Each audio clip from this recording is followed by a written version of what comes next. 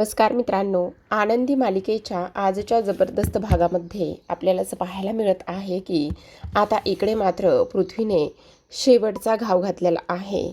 आनंदीसोबत असलेलं मैत्रीचं नातंसुद्धा आता इथे त्याने तोडलेलं आहे. आणि ताजसोबत इथे जे युगंधरच्या खोलीमध्ये समिधाचे फोटो असतात ते फोटोसुद्धा आता इथे त्याने गायब केलेले आहेत. हेच आपल्याला या आजच्या भागात पाहायचं आहे, त्यामुळे हा व्हिडिओ शेवटपर्यंत नक्कीच पहा.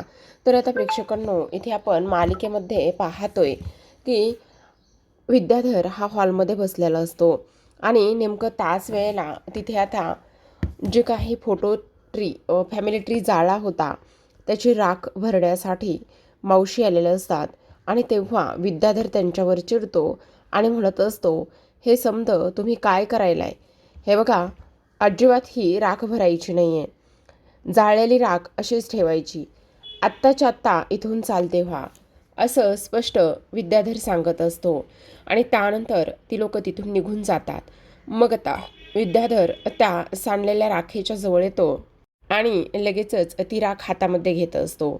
तो म्हणत असतो, ही फक्त राख नाही आहे, राख आत्ता फक्त ठिणगी पडली होती, आता ह्या राखेची पूर्ण आग होणार आहे.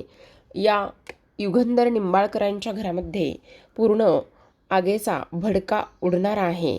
असं म्हणून आता विद्याधर तिथेच जळालेल्या त्या फॅमिली ट्रीची जी राख असते ती राख मात्र तो स्वतःच्या हातामध्ये घेत असतो.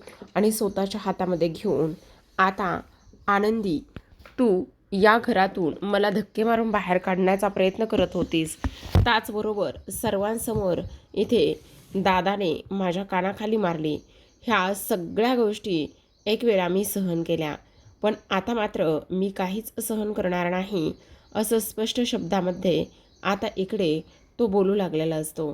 आता हे सर्व काही बोलल्यानंतर आनंदीच्या समोर जातो किचनमध्ये आणि किचनमध्ये जाऊन आनंदीच्या चेहऱ्यावरच आता इकडे ती राख तो फेकत असतो. आणि ती राख आनंदीच्या चेहऱ्यावर फेकल्यानंतर आता मात्र इकडे लगेचच आनंदी दचकते आणि म्हणत असते, इथे काय करताय विद्याधर सर? तुम्ही प्लीज आत्ताच्या आत्ता तुम्ही इथून निघून जा, हे बघा असलं काहीही करू नका. तेव्हा मात्र विद्याधर म्हणत असतो, अगं असं काय करतेस आनंदी? काय काय चाललंय काय? अगं होळी ग होळी, मालक साहेबांच्या तोंडात बंदुकीची गोळी, असं म्हणून तो तिला मुद्दामच हिणवू लागलेला असतो. आनंदीला मात्र ह्या सर्व गोष्टींचं टेन्शन आलेलं असतं. तो म्हणत असतो, आनंदी तुला काय वाटलं हे सगळं असंच झालंय का? तुला सांगू का, अशी जाम मजा येते ना मला ह्या सगळ्या गोष्टी केल्यानंतर. खूप छान आणि खूप भारी वाटतंय ह्या सगळ्या गोष्टीमुळे. खरं खरं सांगायलोय बघ तुला मी. अगं तुला काय वाटलं तुम्ही माझ्यासोबत काहीही करतान आणि मी मात्र अगदी तसाच बघत तसाच उभा राहील? असं कसं होईल सांग बरं? ह्या सगळ्या गोष्टी इथे मी घडून आणलेल्या आहेत आणि मी घडून आणल्यामुळे हे सगळं अशा पद्धतीने झालंय. ध्यानात येतंय का तुझ्या आनंदी? आणि आत्ता सांगू तुझ्या तोंडाला काय लागलेलं आहे? तर आता मात्र तुझ्या तोंडाला जे फॅमिली ट्री जळालेला आहे ना, त्याच फॅमिली ट्रीची राख तुझ्या तोंडाला लागली आहे, असं स्पष्ट शब्दामध्ये आता इथे तो सांगायला लागलेला असतो. आता हे सर्व काही सांगितल्यानंतर इथे मात्र आनंदीला धक्काच बसतो. मग आनंदी म्हणत असते, खरं खरं सांगा, ह्या सर्व गोष्टी तुम्ही केलेल्या आहेत ना? आणि त्याचबरोबर तुमची हे सर्व काही करण्याची हिंमत कशी झाली? तेव्हा मात्र विद्याधर म्हणत असतो, म्हणजे तुला काय वाटलं इथे तू काहीही करशील आणि काहीही करून मी फक्त शांत बसणार आहे? हां, तुम्ही माझा अपमान केला, तुम्ही मला ह्या घरातून बाहेर काढण्यासाठी प्रयत्न केले आणि त्यानंतर मी असाच असाच बसणार आहे का? अजिबात नाही. तुला प्रश्न पडला होता ना की ती चिठ्ठी कशी काय झाली, काय झालं वगैरे, तर आज मी तुला सांगतो, ती चिठ्ठी जी होती ना, ती चिठ्ठी मी स्वतः बदललेली आहे. असं म्हटल्यानंतर आनंदीला धक्काच बसतो. आता आनंदी म्हणत असते, तुम्ही हे समद का केलंय? का मुलांच्या भावनांशी खेळलात? तुम्हाला ह्या घरातलं सुख आणि हे सगळं पाहवत नाही आहे का? का असे वागलेला आहात तुम्ही?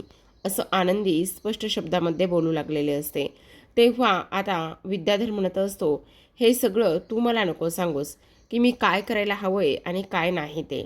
हो, ती चिठ्ठी मीच जाळली आणि मलाच इथे तुमच्यामधलं आणि मुलामधलं जे काही नातं आहे ते नातं मला इथे व्यवस्थित होऊ द्यायचं नव्हतं, म्हणून मी हे सर्व काही केलं आहे, असं इथे तो स्पष्ट शब्दामध्ये बोलत असतो. आता तर ही सुरुवात आहे. अजून बघ आनंदी आता काय काय होतंय आणि मी काय काय करतोय ते, असं म्हणून आता विद्याधर मात्र आनंदीला चॅलेंज देत असतो आणि म्हणत असतो की या घरामध्ये असलेलं कोणाचंही नातं मी अजिबात इथे व्यवस्थित होऊ देणार नाही. कोणाचाही संसार मी इथे व्यवस्थित होऊ देणार नाही. हा ह्या विद्याधरचा शब्द आहे, असं स्पष्ट शब्दामध्ये तो बोलत असतो आणि हे सर्व काही बोलल्यानंतर मात्र तो तिथून निघून जातो. आता आनंदी विचारात हरवलेली असते. ती म्हणत असते, तुम्हाला जे काही करायचं आहे ते तुम्ही करा. काही जरी झालं ना तरी एक गोष्ट मात्र नीट लक्षात ठेवा, मी सुद्धा आनंदी आहे. आनंदीने एखादी गोष्ट ठरवली की ती गोष्ट मात्र ती करूनच दाखवते. आता तुम्ही मला चॅलेंज केलं आहे, आता बघा मी काय करते ते. जरी तुम्हाला असं वाटत असलं की तुम्ही जिंकलात, पण नाही. आता मात्र आनंदी ह्या घराचं गोकुळ केल्याशिवाय राहणार नाही, अशा स्पष्ट शब्दामध्ये आता इथे ती हे सगळं काही बोलत असते. दुसरीकडे आपण पाहतो पृथ्वी, मिताली आणि प्रांजल हे तिघेही जण युगंधरच्या खोलीमध्ये जातात आणि युगंधरच्या खोलीमध्ये जातात आणि म्हणत असतात, काही झालं तरी आपल्या आईची एकही आठवण इथे ठेवायची नाही आहे. ह्या माणसाच्या खोलीमध्ये आपल्या आईची एकही आठवण आपण ठेवणार नाही आहोत. आत्ताच्या आत्ता आपल्या आईचे सगळे फोटो इथून काढायचे आहेत आणि सगळे फोटो काढून घेऊन जायचं आहे, कारण ह्या माणसाच्या आयुष्यात आता आपल्या आईची काहीही किंमत नाही आहे. आपण ह्या माणसाच्या आयुष्यामध्ये आपल्या आईला अजिबात ठेवायचं नाही आहे, असं म्हणून आता जो मोठा फोटो असतो समिधाचा, तो फोटोसुद्धा मुलं काढू लागतात. तेवढ्यातच युगंधरने तो फोटो पकडलेला असतो. मग युगंधर म्हणत असतो, हे काय चाललेलं आहे तुझं, आत्ताच्या आत्ता फोटो सोडून दे. तेव्हा मात्र पृथ्वी म्हणत असतो, अजिबातच नाही, हा फोटो मी अजिबात सोडणार नाही आहे. हे बघ, असलं काहीही करायचं नाही. तुला सांगितलं ना आत्ताच्या आत्ता हा फोटो सोडून दे म्हणून. तेव्हा माईसुद्धा म्हणत असतात, अरे काय चाललं आहे हे तुमचं, कशा पद्धतीने वागताय तुम्ही, हे बघा असलं काहीही करू नका. आणि त्याचबरोबर हा फोटो तू कुठे घेऊन चाललेला आहेस, डोक्यावर पडलायस का तू, हे बघ असलं काही करू नकोस. तेव्हा पृथ्वी म्हणत असतो, हो का, असं का नको करू सांग बरं माई. कारण ह्या माणसाच्या आयुष्यात माझ्या आईला काहीच किंमत नाही आहे. आज मात्र इकडे ह्या माणसाने सगळ्या काही ज्या सीमा आहेत त्या पार केलेल्या आहेत. त्यामुळे मात्र काही जरी झालं तरीसुद्धा हा जो काही फोटो आहे तो फोटो मी इथे अजिबात ठेवणार नाही. काही जरी झालं तरी आमच्या आईचा फोटो याच्या रूममध्ये राहणार नाही. तेव्हा मात्र इकडे आता लगेचच मितालीसुद्धा म्हणत असते, माई अगदी बरोबर बोलताय तुम्ही. अगं असं काय करताय, तो तुमचा बाप आहे, त्याचबरोबर समिधाचा नवरा आहे आणि इथे तुम्ही त्याची अशी अवस्था का करायला लागलेला आहात. तेव्हा मात्र मुलं म्हणत असतात, हो का, हे सगळं अगोदर नाही का समजलं त्यांना, ह्या सगळ्या गोष्टी करण्या अगोदर. आता प्रांजल म्हणत असतो, खरं तर इथे ना आता हा फोटो आमच्या आईचा आहे, तो आम्ही घेऊन जाणार आहोत. मग आता त्यांना खुशाल म्हणावं, त्या नवीन बायकोसोबतचे जे काही फोटोज आहेत ना ते इथे त्यांनी खुशाल लावावेत, असं स्पष्ट शब्दामध्ये आता इथे तो बोलत असतो. आता हे सर्व बोलल्यानंतर इथे युगंधर म्हणत असतो, काय चाललंय हे सगळं. तेव्हा पृथ्वी म्हणत असतो, अजिबातच नाही, आमच्या आईचा एकही फोटो आम्ही इथे या खोलीमध्ये ठेवणार नाही आहोत. आत्ताच्या आत्ता इथून हा फोटो आम्ही घेऊन जाणार आहोत, अशा स्पष्ट शब्दामध्ये आता इकडे ते बोलत असतात. त्याचबरोबर आता मात्र युगंधर समोरसुद्धा नाईलाज होतो. त्यालासुद्धा आता मुलं ऐकेनाशी झालेले असतात आणि त्यामुळे मात्र इकडे तो तो फोटो सोडून देतो आणि फोटो सोडून दिल्यानंतर म्हणत असतो, ठीक आहे, जर तुम्हाला समिधाचा फोटो माझ्यापासून वेगळं करून आनंद मिळणार असेल आणि तुम्हाला ह्याच गोष्टी योग्य वाटत असतील तर मला मात्र काहीही प्रॉब्लेम नाही आहे. तुम्ही हा फोटो इथून खुशाल घेऊन जाऊ शकता, अशा स्पष्ट शब्दामध्ये आता इकडे तो बोलत असतो. आणि त्यानंतर मात्र आता मिताली म्हणत असते, हो तसंही तुम्हाला ह्या फोटोची गरज काय बाबा, तुम्ही आमच्या आईवर असलेलं प्रेम एवढ्यात विसराल आणि त्याचबरोबर तुम्ही ह्या तुमच्या लग्नाला सुद्धा एवढं महत्त्व द्याल हे आम्हाला मुळीच वाटलं नव्हतं. दादा चल, ह्यांचा नवीन संसार आणि त्याचबरोबर ह्यांचं नवीन आयुष्य जे आहे ना ते खुशाल जगू देत, असं म्हणूनच आता मुलं मात्र तो फोटो घेऊन तिथून निघून गेलेले असतात. इकडे मात्र आता माई ह्या युगंधरशी बोलू लागतात. त्या म्हणत असतात, युगंधर बाळा अजिबात काळजी करू नकोस, सगळं काही व्यवस्थित होईल. हे बघ मी आहे ना, आणि त्याचबरोबर आत्ताच्या आत्ता आम्ही जातो आणि मुलांच्या हातापाया पडतो. त्याचबरोबर जे काही त्यांनी फोटो घेऊन गेले आहेत ते सर्व फोटो आम्ही इथे परत घेऊन येतो. तू काळजी अजिबातच करू नकोस.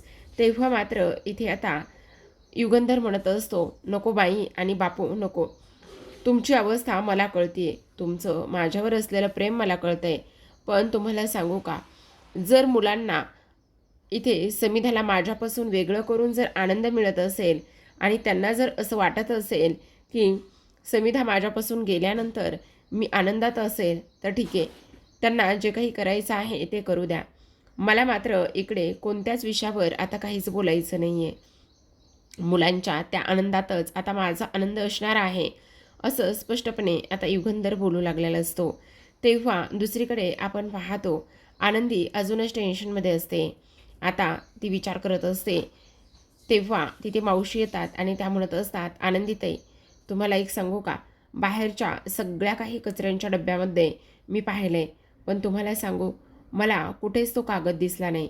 आता आनंदी म्हणू लागते, तुम्हाला सांगू का मावशी, हे बघा तो जो काही कागद आणि चिठ्ठी जी आहे ना ते विद्याधर साहेबांनीच इथे बदललेली आहे. त्यांनी आता स्पष्ट शब्दामध्ये येऊन मला ह्या सर्व गोष्टी सांगितल्यात. त्यामुळे तुम्हाला एक गोष्ट सांगू का, आता मात्र इकडे काहीच होऊ शकत नाही. त्यावर मावशी म्हणत असतात, मला तर पहिल्यापासूनच संशय होता. मी तुम्हाला म्हटलेसुद्धा होते की हे सगळं काही विद्याधर सरांचंच काम असावं म्हणून. तेव्हा आनंदी म्हणत असते, आता मला काही जरी झालं ना तरी हे सगळं मालक साहेबांशी बोलायचे, प्लीज तुम्ही मला मालक साहेबांकडे घेऊन चलता का. त्यावर आता लगेचच इथे त्या म्हणत असतात, हो चालेल ना, ठीक आहे. मग आता इथे मालक साहेबच खाली आलेले असतात. तेव्हा मावशी आनंदीला म्हणत असतात, हे बघा आनंदीताई, मालक साहेबच आता इकडे खाली आलेले आहेत, तुम्हाला जे काही बोलायचं आहे ना ते तुम्ही बोला. तेव्हा आनंदी मात्र आता युगंधरकडे जात असते. युगंधर मात्र इथे त्याच्या ड्रावरमधून काहीतरी काढण्याचा तो प्रयत्न करत असतो. माहीत नाही काय काढतो, पण काहीतरी काढत असतो. तेव्हा आनंदी ही त्याच्या पाठीमागे उभी राहिलेली असते. युगंधर ते पेपर घेऊन आता त्याच्या खोलीकडे जायला निघतो. त्यावेळेला मात्र आनंदीकडे दुर्लक्ष करतच तो निघून जाण्याचा प्रयत्न करत असतो. तेव्हा मात्र आनंदी युगंधरला मालक साहेब असं म्हणते आणि मला तुमच्याशी थोडंसं बोलायचं आहे असं सुद्धा म्हणत असते. तेव्हा मात्र युगंधर म्हणत असतो, आनंदी हे बघ, मला आत्ता कोणत्याच विषयावर काहीच नाही बोलायचं. तेव्हा आनंदी म्हणत असते, मालक साहेब ऐका ना, ती चिठ्ठी फक्त आणि फक्त इथे विद्याधर सरांनीच बदलली. त्यांनी आता माझ्याकडे येऊन कबुली दिली आहे त्या गोष्टीची. मालक साहेब तुम्हाला खरं सांगायला मी, ती चिठ्ठी इथे विद्याधर साहेबांनी बदलली. आता काय करायचं. तेव्हा आता युगंधर म्हणत असतो, हे बघ आनंदी, आता काहीच नाही होऊ शकत आहे.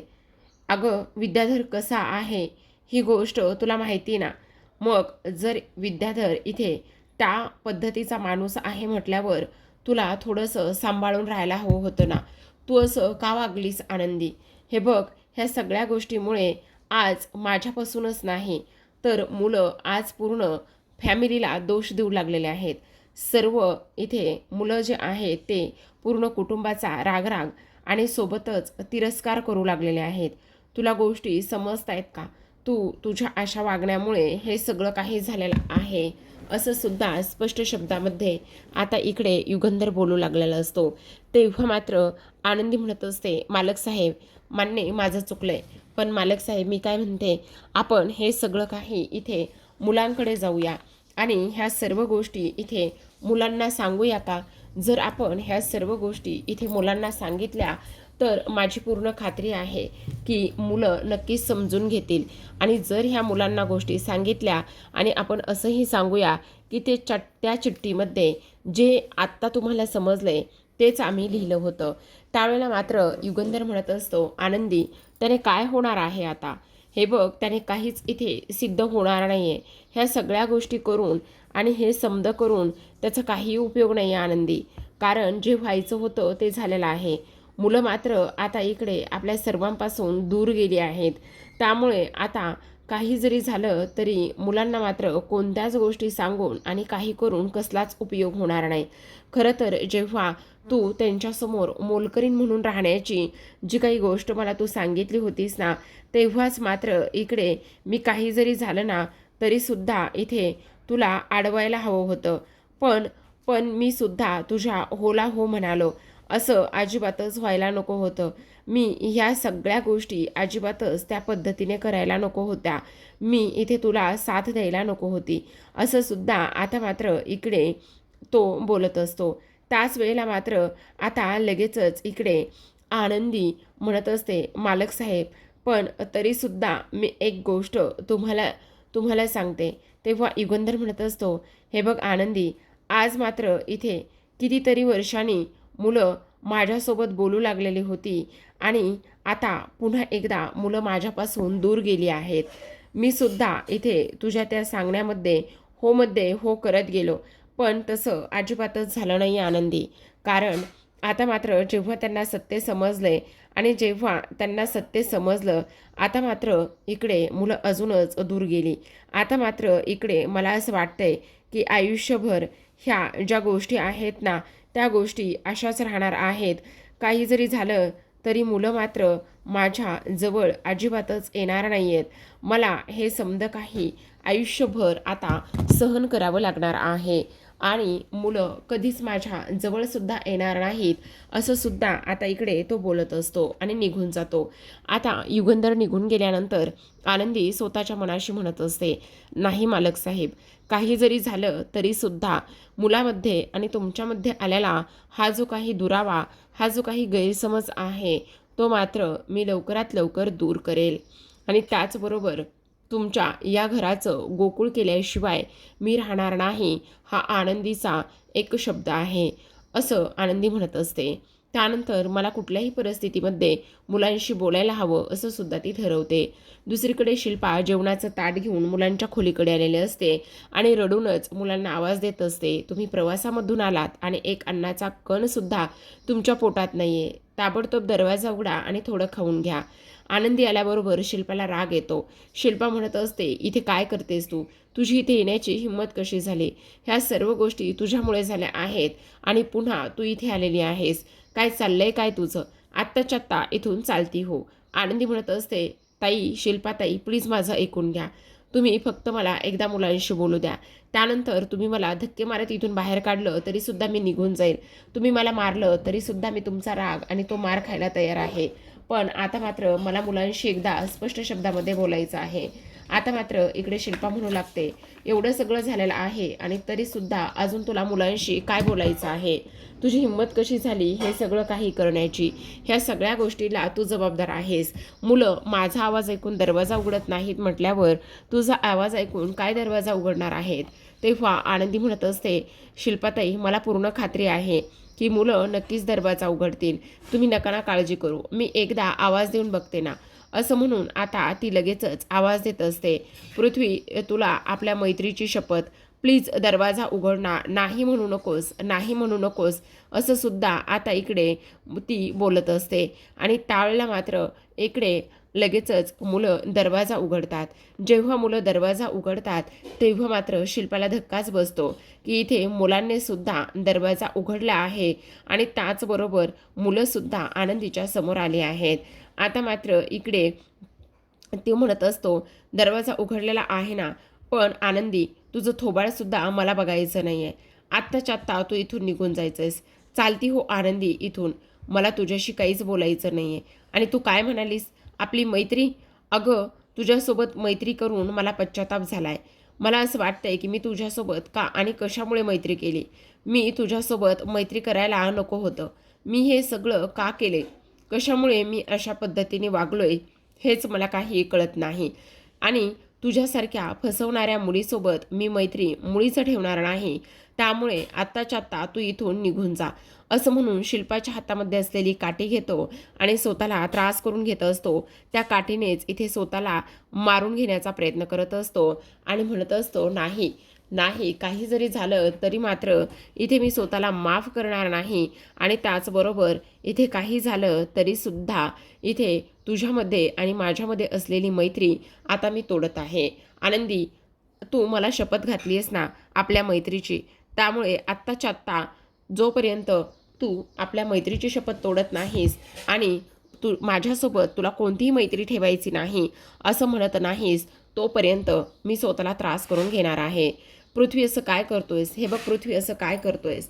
तेव्हा मात्र इथे पृथ्वीचं हे वागणं आनंदीला खटकतं आणि तेव्हा आनंदी म्हणत असते, ठीक आहे, नाही आपल्यामध्ये कोणतीच मैत्री, तू आपल्या मैत्रीला मानत नाही आहेस ना, तर ठीक आहे, काहीही मला हरकत नाही, मला काहीच प्रॉब्लेम नाही, असं सुद्धा आता इकडे ती बोलत असते.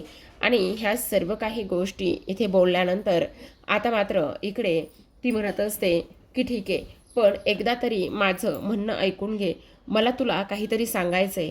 त्यावर मात्र पृथ्वी म्हणत असतो, पण मला तुझं काहीच नाही ऐकून घ्यायचं, कारण तू खोटारडी आहेस.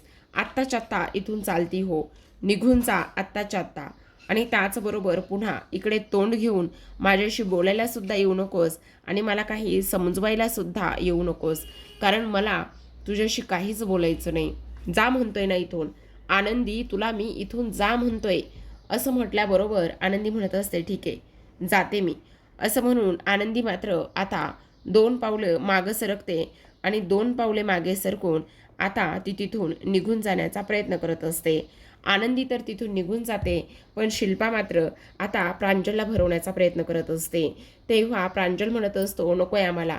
मग मिताली म्हणत असते, या घरातल्या लोकांच्या खोटेपणामुळे आणि त्याचबरोबर फसवणूक केल्यामुळे आमचं ऑलरेडीच पोट भरलेलं आहे, त्यामुळे आम्हाला काहीच नको आहे. तू आत्ताच्या आत्ता इथून निघून जा, आम्हाला तुझं काहीच नाही ऐकायचं. तेव्हा आता इथे शिल्पाला रडायला येतं. शिल्पा म्हणत असते, हे बघा बाळांनो, असं करू नका ना, 2 घास तरी खा, प्लीज 2 घास तरी खा. पण आता मात्र इकडे कोणीच खायला तयार नसतं. पृथ्वी बाळा, प्लीज तू समजव ना ह्यांना, 2 घास तरी खायला सांग ना, आणि तू सुद्धा खा ना. अरे तुम्ही सर्वजण इथे माझा जीव की प्राण आहात. तेव्हा मात्र पृथ्वी म्हणत असतो, आत्या निघून जा इथून, आम्हाला काहीच बोलायचं नाही. आत्ता तुला सांगतोय ना, आत्ताच्या आत्ता निघून जा म्हणून. तुला सांगितलेलं कळत नाही आहे का? आणि इथून पुढे आमच्या समोरसुद्धा कोणीही येण्याचा इथे प्रयत्नसुद्धा करणार नाही, असं स्पष्ट शब्दामध्ये आता इकडे तो बोलत असतो. आणि त्यानंतर मात्र इथे तो सर्वांना निघून जायला सांगतो. तर आता प्रेक्षकांनो, आजच्या भागामध्ये एवढंच. उद्याचा भाग पाहायचा असेल तर नक्की चॅनलला सबस्क्राईब करा, कारण उद्याच्या भागामध्ये आपल्याला असं पाहायला मिळत आहे की इकडे मात्र आता पृथ्वीने घटस्फोटाचे पेपर तयार करून घेतलेले असतात. पृथ्वीने म्हणण्यापेक्षा ना प्रेक्षकांनो, इथे हे पेपर्स जे आहेत ना, ते पेपर्स इथे विद्याधरने दिलेले असतात. आता पृथ्वीने ते पेपर आणल्यानंतर लगेचच इकडे तो पेपर युगंधर समोर पकडतो आणि म्हणत असतो, तुम्ही म्हणालात ना की इथे तुमचं लग्न कशा परिस्थितीमध्ये आनंदीसोबत झालंय, तुमच्या मनाविरुद्ध जाऊन आनंदीसोबत लग्न झालंय असं तुम्ही सांगताय ना, मग आज मात्र मी तुम्हाला एक ऑप्शन देतो.